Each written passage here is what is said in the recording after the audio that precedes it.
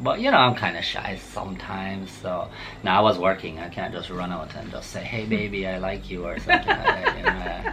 One day at the U.S. border, the border patrol was asking me, so where do you actually live? Do you live in the States or Jamaica? I'm like, no, I live in Jamaica, but you're here more than you are in Jamaica. You can't do that. Got out of the car when a man approached her and shot her. Boom. I mean, that was... And drove off. Hmm? And drove off. I drove off. I mean, basically that was a hit and run. And then me just say somebody pop up out of the vehicle as well, and then he's like, "Oh, Melody, these two are your brothers." I'm like, huh?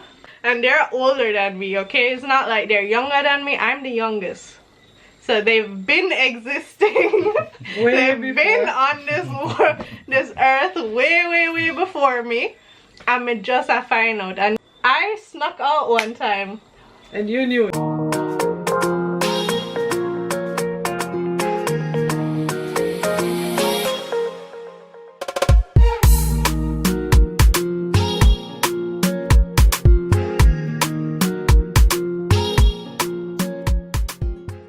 Hey my lovelies, hey my lovelies, it's your girl Mel. Welcome back to my channel. We are here with mommy today, so I already know it's another story time with mommy. And we also got Yosh in the building, so Yosh is also... Take it, mommy. No, I'm just gonna correct her when she's wrong. Jesus. No. You will tell your part. So it's going to be mainly these two because I don't have a clue what they're talking about. So go ahead, guys. Disclaimer. The stories that I'm going to tell in this series are my experience, my truth, and my point of view over the past 38 years that I have been in Jamaica. And it's in no way intended to slander any person, the culture of Jamaica, or the island as a whole. Well, last time we finished with having opened the restaurant and practically planning to go to Germany for the Christmas market, which we then did. But before that, I was considering to let you know about the personal developments in our family. As you might have realized already, Nikki did have a girlfriend at that time, who happened to be his wife now, and they have some children together. So that started around that time when we were living in the house of the mad woman, going up to Ranch Hill. You heard about my personal development as well, meeting Richie and getting together with him. So now it's Yosha came in the picture. Melody was too young still. She was just 13, so she was not in that way. So, but Yosha, who had been single for a good while at that point in time. Single, yeah. Yeah, well, he had some development in his private life as well. What do you mean? Yeah, single. No, I agree with you. Oh, you agree? It's the type of single.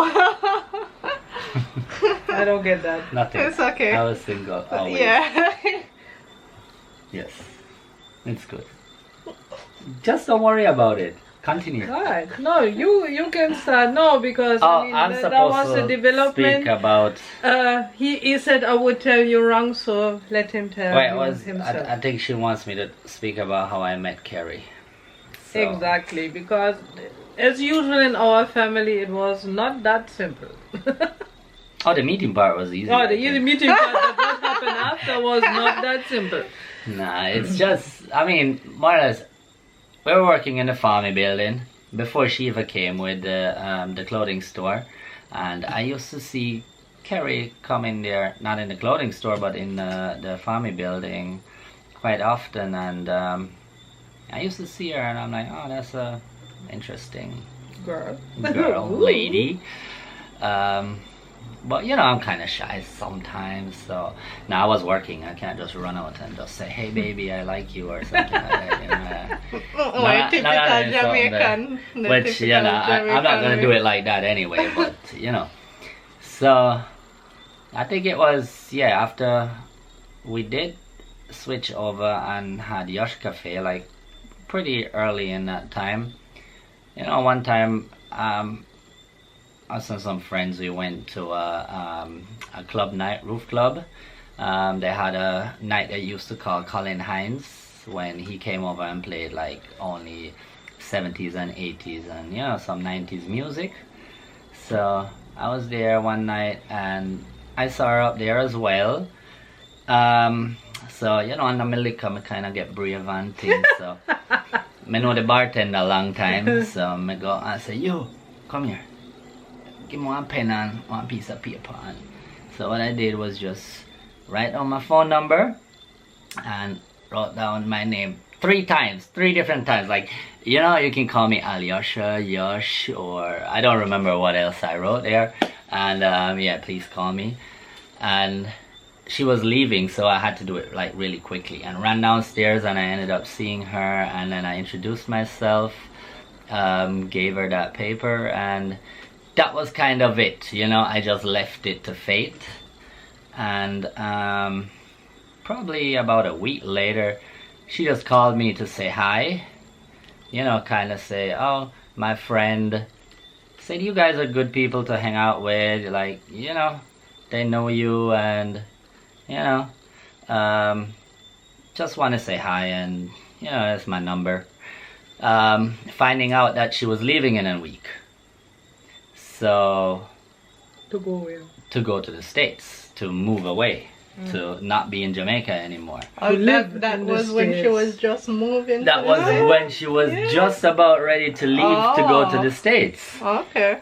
So, well, I kind of told her, "Oh yeah, but you know, you can come, you know, in the town and we'll have a drink, or you know, we go somewhere and talk or so."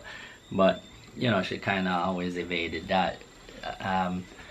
I did not see her until she left. I knew she was gone. No way to get in touch with her anyway, so that was kind of it. I only saw her that one night at the club, and you know, we talked like a week later on the phone, and then that was it, more or less.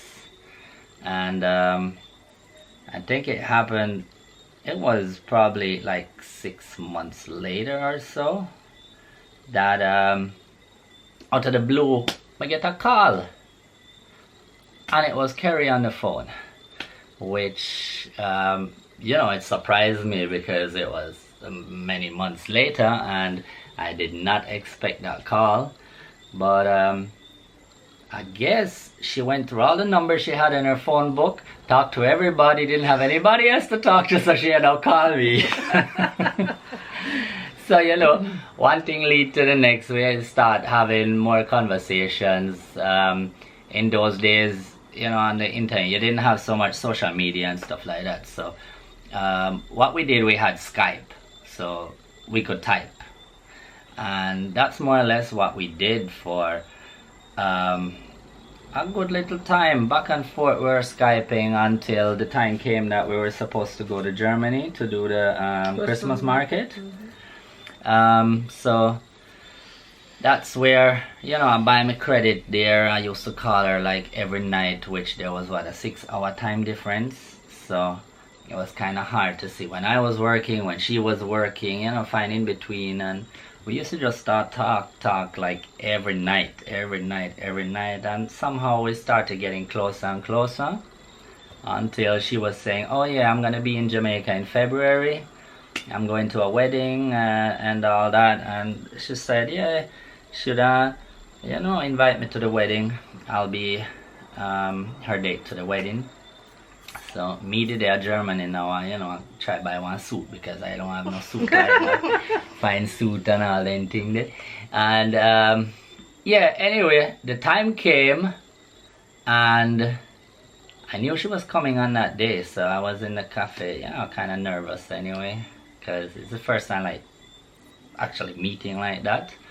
I think she was scared too, because took her the whole day to reach in that family building just to say hi, and she was like so shy and scared. She kind of said, oh, me soon come, me have something for go do, me soon come back.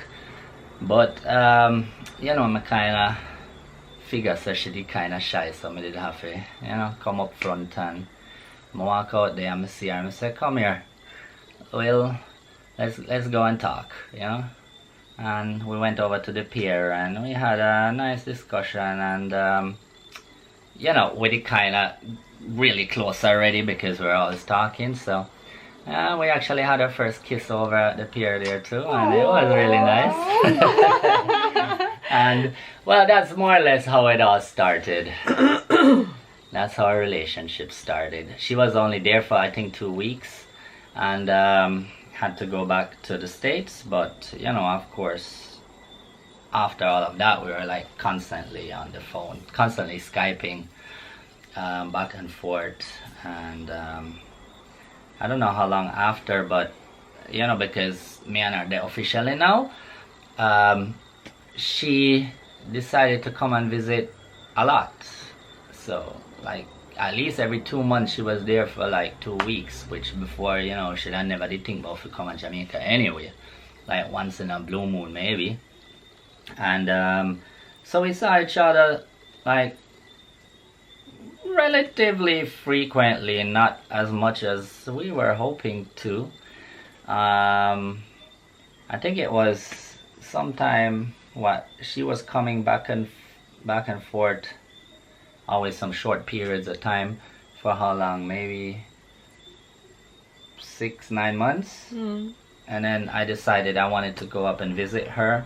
But you know, for me, she was still living at her dad's, so it's not like I can come and stay with her. So what I did is, I think I went up there for just 4 days, you know, just to see her up there too. Stayed at a hotel, beautiful 4 days, loved it. But you know, always the having to say goodbye thing is like really bad. Yeah, long distance relationships are definitely not easy. That's what I said. In our family, nothing is ever easy. And I mean, it was a back and forth. She was mostly in Jamaica at that point in time, until I think one time, you know, I did save up a lot of US dollar and stuff, and from the business, and decided, say, you know, I'm going to stay up there for like 1-2 months. So we found like a homestead thing, you know. It's like you rent a room, bathroom with a little kitchen thing for a long-term thing. So me and her, we ended up rent that for 2 months. So I ended up staying in the States for 2 months because I got a German passport, so it's easy for me to just fly to the States and back. I don't need a visa or anything like that. You know, and then things getting more and more serious. 2 months passing, no time. Back in Jamaica, heartache again. She's not there, you know. Then she comes and visits again, and until I think we kinda, I got a possibility to work without, you know, under the table type of work in the States. So and she ended up moving out from her dad, so she had an apartment with her sister, and it made it easy for me to come over there and stay. We didn't have to spend that much money on, you know, a hotel and transportation and stuff like that. So that's when I decided, okay, let me come over there, spend 3 months, work those 3 months, go back to Jamaica for maybe a month, go back to the US, spend 3 months, work 3 months, go back to Jamaica, because I could only always stay 3 months at a time. And you could only stay 6 months less 1 day for the year. 6 months less 1 day for the year, which I was breaking that the whole time, because I come to Jamaica, I fly back in, and I did that probably for almost 2 years. Yeah, you did. Back and forth like that, until one day at the US border, the border patrol was asking me, so where do you actually live? Do you live in the States or Jamaica? I'm like, no, I live in Jamaica, but you're here more than you are in Jamaica. You can't do that. So It was starting to get a little problematic. They told me I had to stay out for a longer period of time this time. So I ended up staying for like 4 months in Jamaica, I think. Yeah. And then I flew back up there, and then they were still kind of like, hey, you can't be doing this so often. And I mean, it went on like that for almost 3 years. And then Carrie got pregnant, and we married, and I stayed. Yeah, but that's another story as well, you know. You getting engaged to her first. I know, but we can talk about that That's for another story time. But anyhow, Let's so just this do is this his part part first. now, how he met her and what finally developed and Carrie stuff like must that. they watch a video and grin out backside. Carrie, I said, why am I put out a business like this? And no. So basically, Ready for at the that coffee. time when he met her, we were still living up at Ranch Hill, and then that landlord decided he wanted his house back because he wanted to come back to Jamaica. So we had to find another place, and we found one down in the town in Boundbrook. Again, only temporary, because it was like a furnished place that was inhabited by some people who lived abroad and would come to Jamaica once or twice a year for like 2 months and stay there. So as it was currently empty, we got it for a few months, which was good because it's really, really hard to find a place to live in Port Antonio. Trust me, it is not easy. And so we just grabbed it and said, okay, fine, no matter what, now we at least have a few more months to look for a next place to live. Hopefully find something.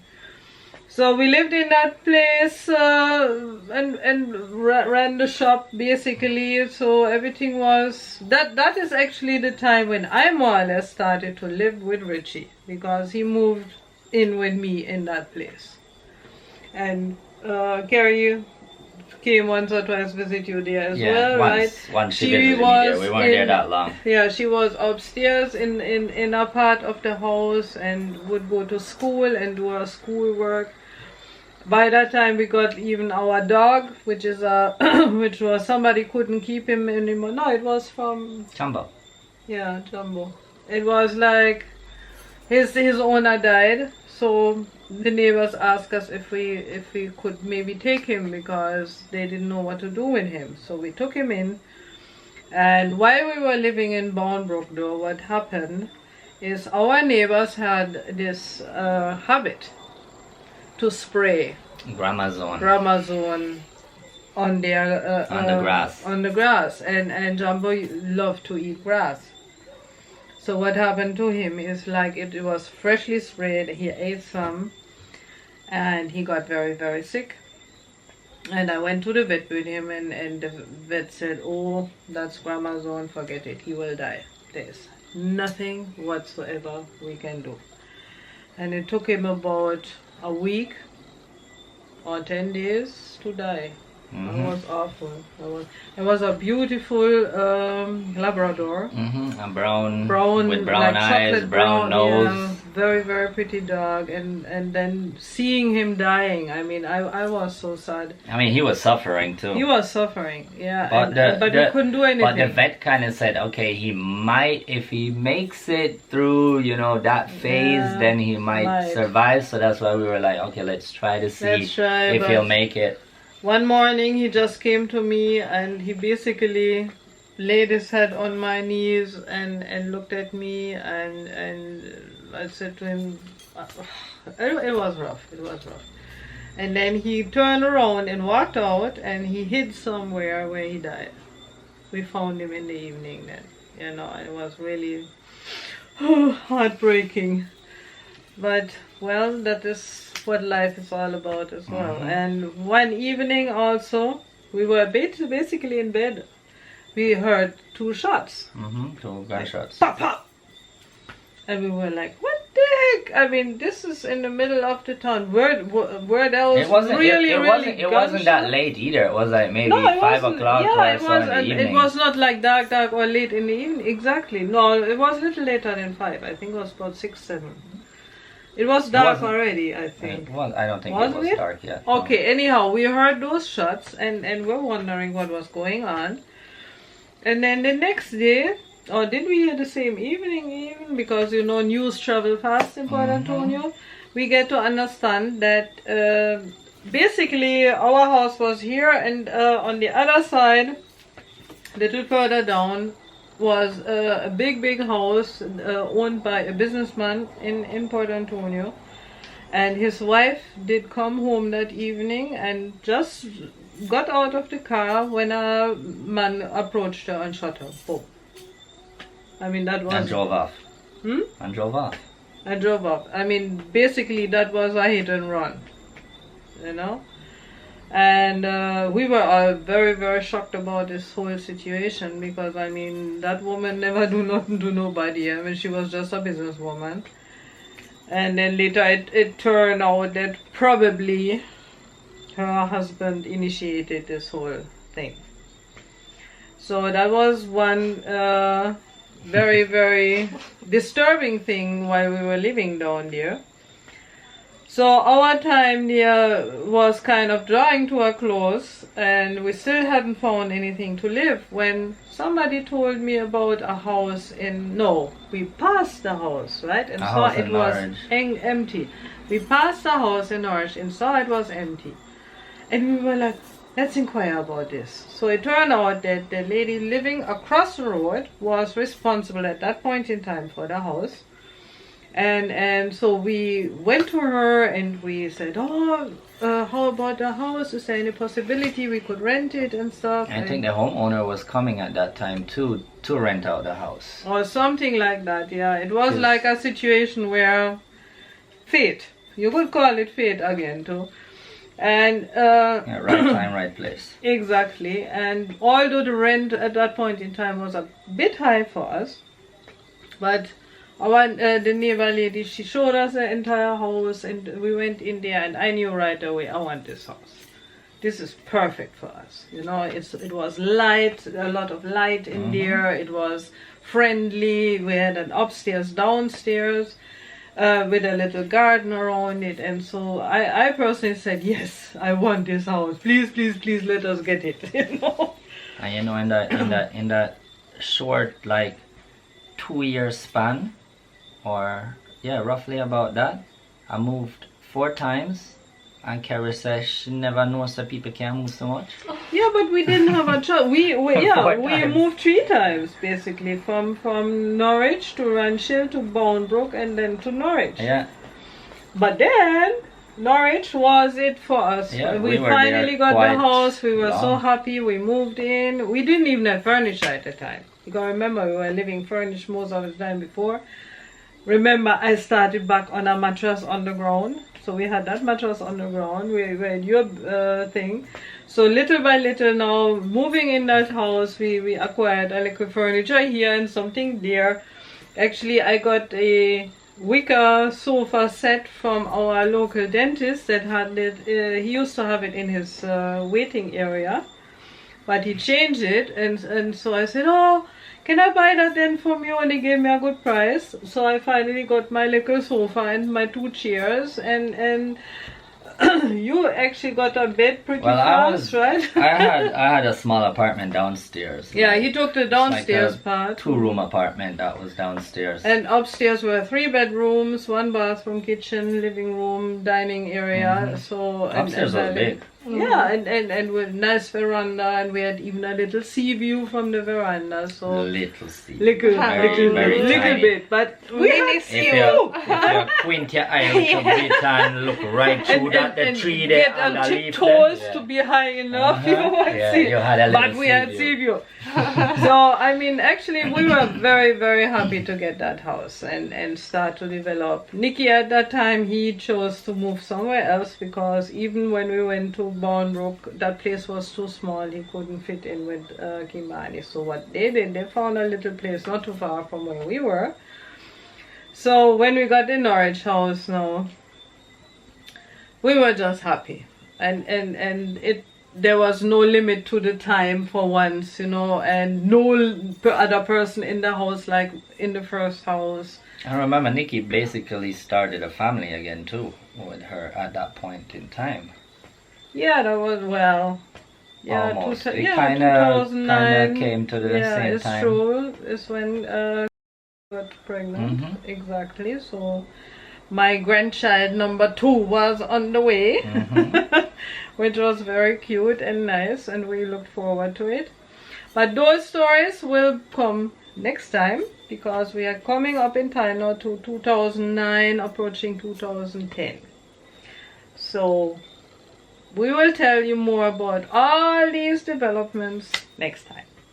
Yeah, but I have something to tell about down at Bonebrook, the way they say they want to talk about when we reach this. Oh!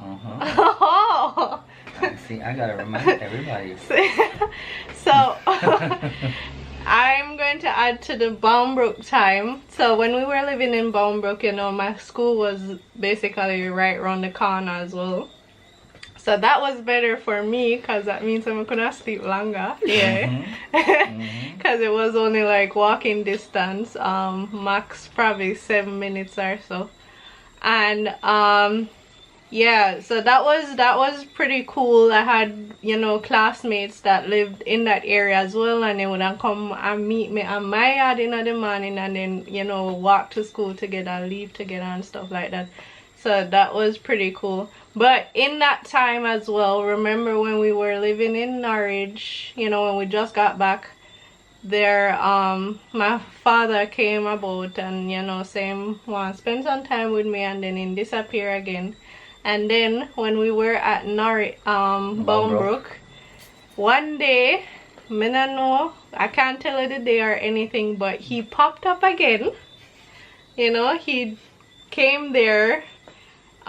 He drove there with a car, and then, you know, I was out at the gate. He called me out and stuff, and I went out there, and then he was talking to me, and then me just see somebody pop up out of the vehicle as well, and then he's like, oh, Melody, these 2 are your brothers. I'm like, huh? He's like, yeah, these 2 are your brothers. Me never have a clue if I have more brother beside Dan and, you know, Nikki and Yosha. I had no clue. And he literally just pop up on me and say, man, see your brother there here? And they're older than me, okay? It's not like they're younger than me. I'm the youngest. So they've been existing. They've been on this earth way before me. I'm just a find out, and them time them probably around what, 14? Yeah, about that. Around 14, 13, 14. I'm just a find out about them. And mommy can't remember this, I don't know why.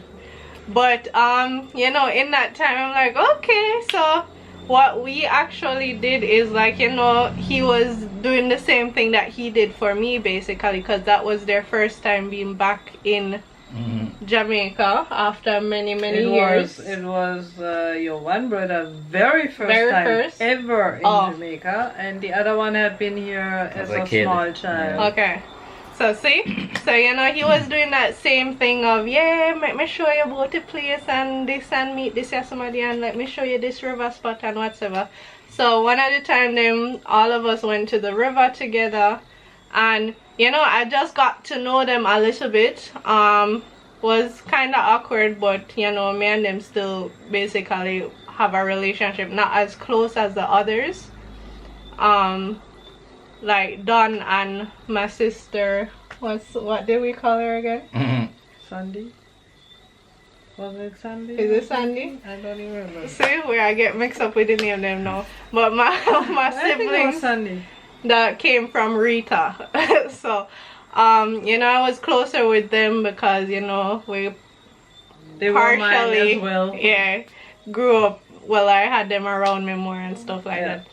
So yeah, that was one interesting thing that I remembered recently when we spoke about my father. And she told me not too long, and I said, but I don't remember that at all. Yeah, he literally popped up and said, hey, So what happened These are your after they brothers. left? You didn't see him again, right? After until they a left, different family member came. no, after they left, yeah, I didn't really see them again. See him again. And the funny thing is, when we moved to Bombrook as well, remember he's like closer than my school Yep. is. Yep. The location of his house to where we You were have to living, practically I have pass to his walk. house. Yes, Yeah. Yeah, every day. I have to basically walk past his house Yeah. to get to school, and I still wasn't seeing this man often enough. It was more of a thing that, oh, why you don't come by, why you don't call me, why you don't do this, why you don't do that.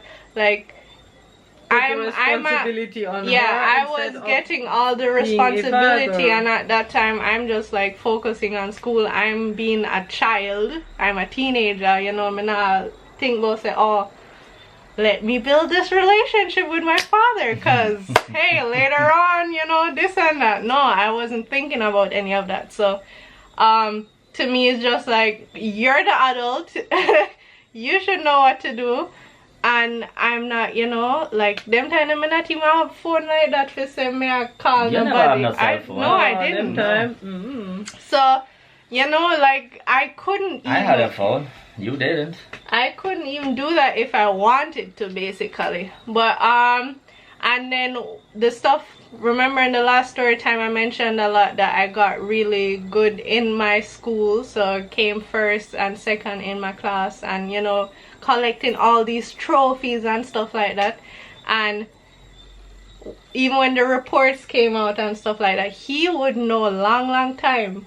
And I tell him about them. I don't know how he heard, but he always knew. And then I would buck him up somewhere, and he'd say, oh, my daughter, I'm so proud of you for coming first in your class. I'm like, how do you know this? But I think you did have some people in your class that lived right close to him, right? Yeah, I mean, most people did know that he was my father. So even when them I walk by her, so them him probably talk to them more than I talk to maybe me. question them about you in a secret too. Yeah, Who knows? maybe. Who knows? I have no clue. But it was more like, even stuff like that. Maybe intimidate him. Even stuff like that. He was like, so why you know come tell me and stuff. I'm like, I don't even know if you're home or not. Like, me not gonna just always pop up at that specific house, whereas he wasn't the only person living there. And you know, there are a lot of other people, and me just not gonna feel comfortable to go there. It's not your house. It's not, you know, my father didn't own that property or anything. So I wasn't feeling comfortable going there like that. But yeah, it was just always funny. And then people would always see me and say, oh, you know, his nickname. I say, blah blah blah daughter, what? Your father speaks so highly of you, and how is he doing? And this, and I'm like, good question. I have no clue. That happens to this day, guys. Like literally word for word, that happens to this day. People come to me, ask me, how is he doing? And this and that. You know, you ever talk about you and stuff like that. I'm like, me can't tell you a thing. I don't know if he's limping. I don't know if he needs a walker by now. I don't know anything. Like, I couldn't tell you one thing about him. Years. What did you call him again? Drew? Drew, yeah. Even me nowadays, if they see me, some people, they're like, Drew boy, what go on, Really? Drew boy, yes. I hate when they do it. He's not even my dad. I'm like, jeez. Yeah. Come on, I'm Yosh, just come. But I mean, you know, it comes with I don't know, but yeah, pretty much that was the relationship that we had. Like, you know, every now and then I would hear from other people say him, you know, talk about me and mentioning me and speaking so highly of me and stuff like that, but it was never really a, you know, face-to-face thing or anything like that. And then most of the time, even if I book him up and in a Port it town, me I book him up, not Bombrook, Port it town. And then yeah, that was pretty much, you know, that aspect of that, but the biggest thing that shocked me the most was just, you Find know, out about randomly I have 2 more siblings. So I have 5 brothers now and 2 sisters. Yay me. So, you know, it's kind of a shocker because they're the one of them is the oldest one, right? Yeah. He's the oldest one, so he even existed before Don and Sandy, and I had no clue about him. And then the other one is after Don and Don. Hold on. Yeah. Yeah. They're almost the yeah, same yeah. age though. No. How much after? He's about, hold on, about 3 years younger than Sandy, or 2 years younger than Don. Yeah, so almost same age. Okay, alright.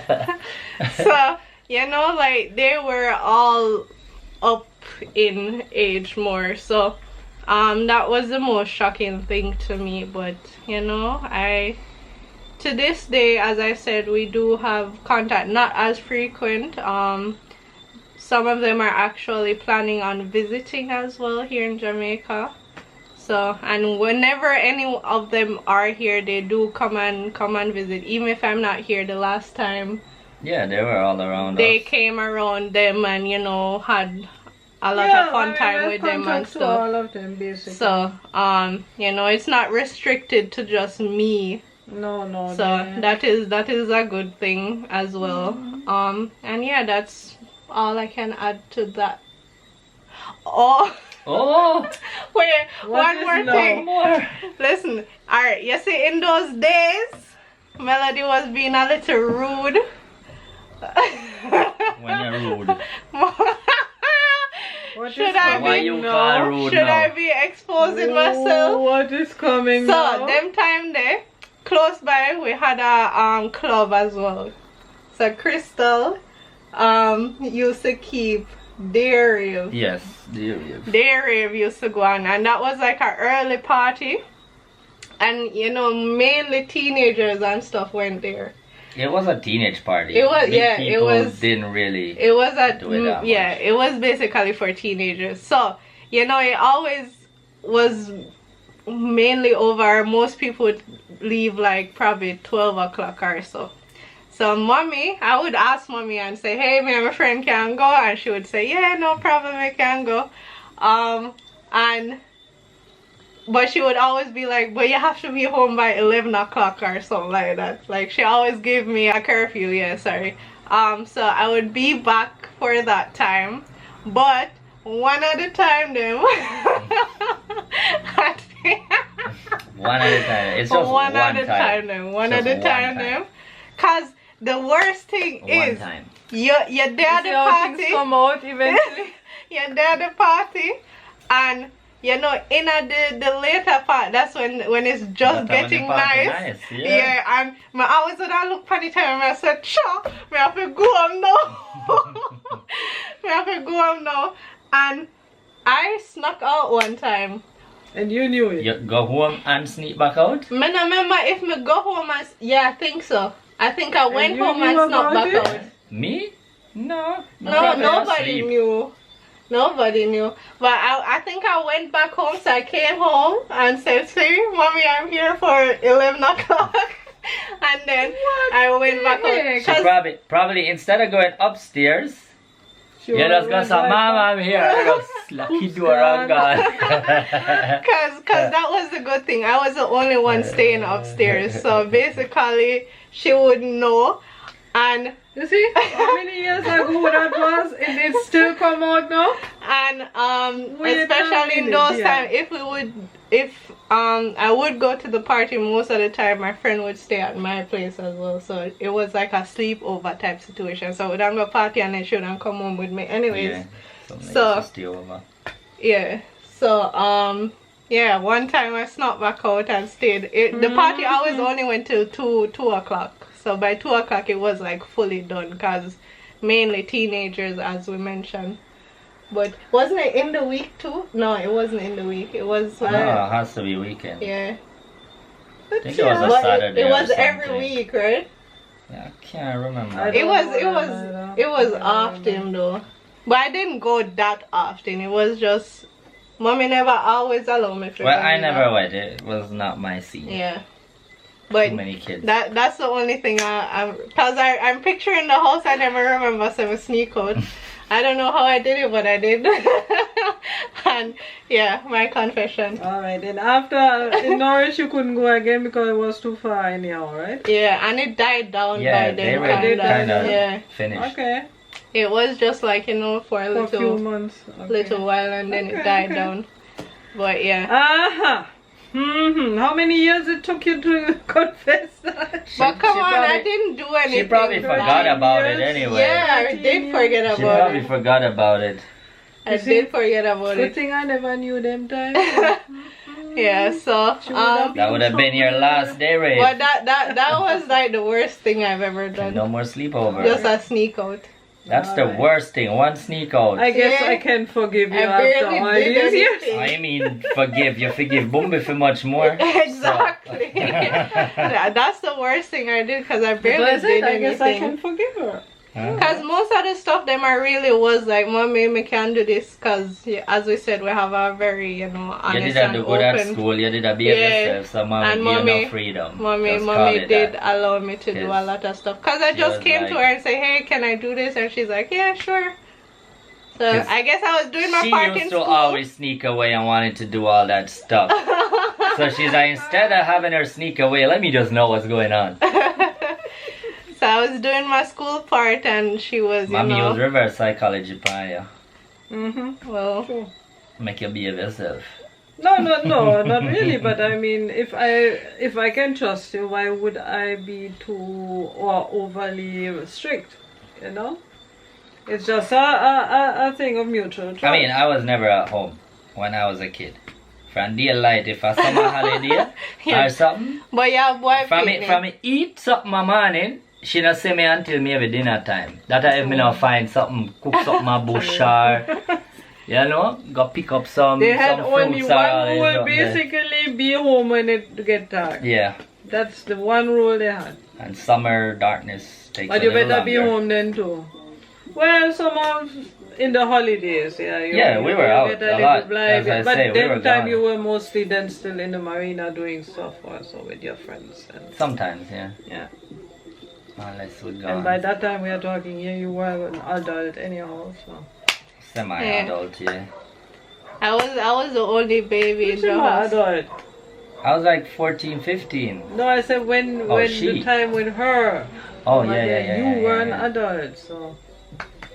No, but actually I always believed in giving my children a certain amount of freedom, but do not lie about things, do not hide things, and you bet. If I had known, she would have been in trouble, serious trouble.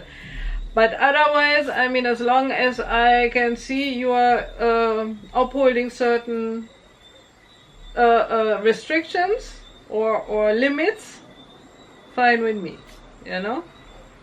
Because I think actually, if you give young people a certain freedom, they don't have to break out.